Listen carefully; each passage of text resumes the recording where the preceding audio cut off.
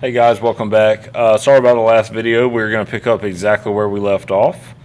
Um, one privilege that the president has, and I'm not even going to call it a privilege, one responsibility that the president has is to protect the nuclear football.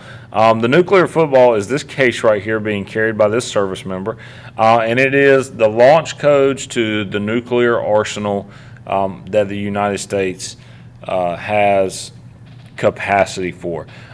So we are well known for having more nuclear weapons than any other country across the earth, and we have the ability to really shoot nuclear missiles anywhere we want on Earth that would be devastating to other countries.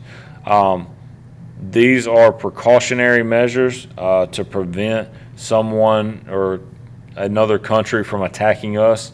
Ideally, we would never have to use this, but it is realistic to understand, hey, this might be something that happens one day.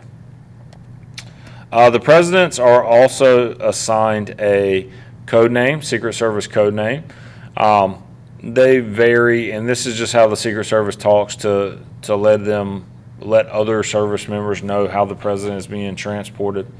I encourage everyone to go to the MSNBC White House tour. It's just very it's very simple, kind of shows you pictures of the White House. There's also a great White House tour on the Barack Obama archive website.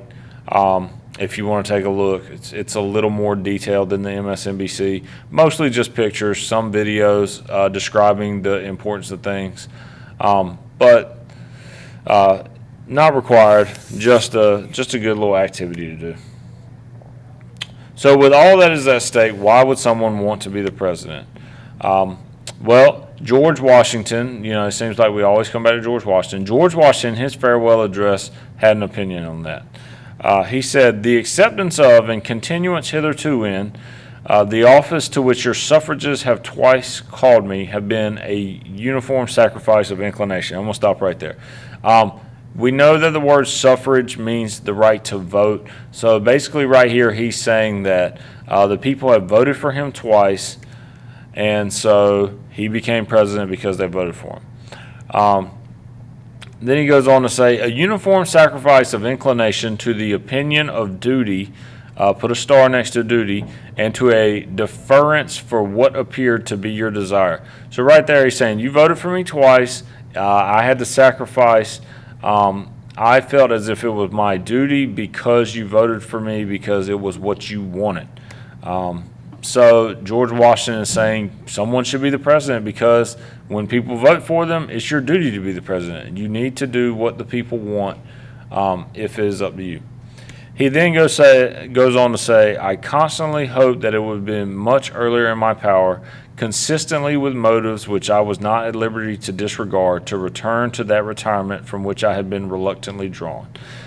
Essentially, he's saying, thank you for voting for me. I really appreciate it, but I'm going to return to my retirement. Understand that George Washington served 2 4-year terms, and he set the precedent for all other presidents that you should only serve for 2 4-year terms. Now, this was not a law until the 22nd Amendment was created after Franklin Delano Roosevelt went on to be elected to 4 consecutive terms.